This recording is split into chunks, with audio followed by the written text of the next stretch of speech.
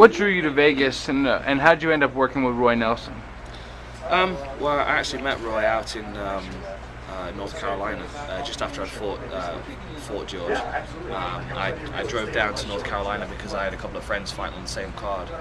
Roy was fighting on the card against Stefan Struve, and we'd never met before. And obviously, you know, he had an impressive win on that fight, and we just kind of got chatting afterwards. And he said, "Look, you know, I watched you fight. I can help you out if you want to come out and work with me." And you know, it was a very generous offer, so I took him up on it.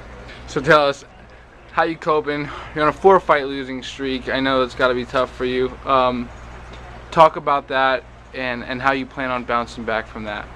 Well, I'm trying to be a little philosophical about it, to be honest, and you know, it's just my journey. It's just the path I'm walking at the moment. Ups and downs. I mean, I had a tough run leading up to the UFC. I had ups and downs in my career. Fights won, fights lost. You know, robberies and you know, being settled by promoters and stuff. So I kind of, when I got to the UFC, I kind of felt like that was out of my system, and I had a 4-fight win streak, and I felt good. I was getting some recognition, and then kind of all of a sudden I was in a title shot situation, and it felt a little early for me. But obviously you don't turn down an opportunity like that.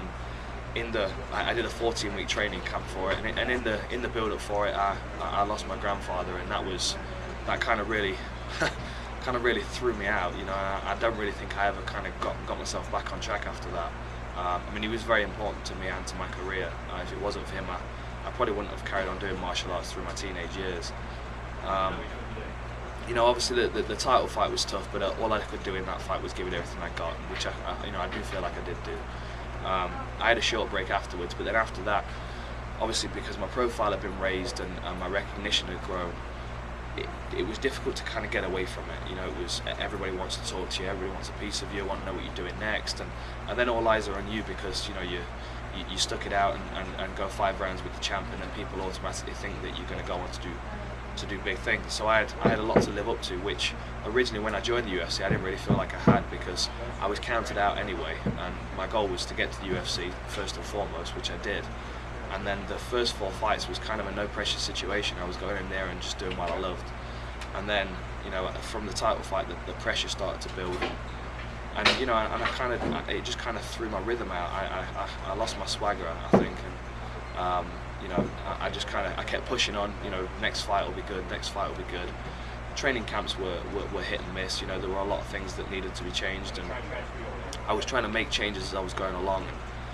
You know, I never really kind of gave myself space to let the changes settle and really start to benefit from them. So, you know, after my 4th loss, it was time to you know, step away and completely reassess the situation. Unfortunately, the UFC are giving me another shot, and I'm going to make the most of it. So I want to be the best that I can be when I come back, and then from there I just want to continue to improve. Enter code HUB749 for a domain name discount, and enter the codes below for other great discounts from GoDaddy.com.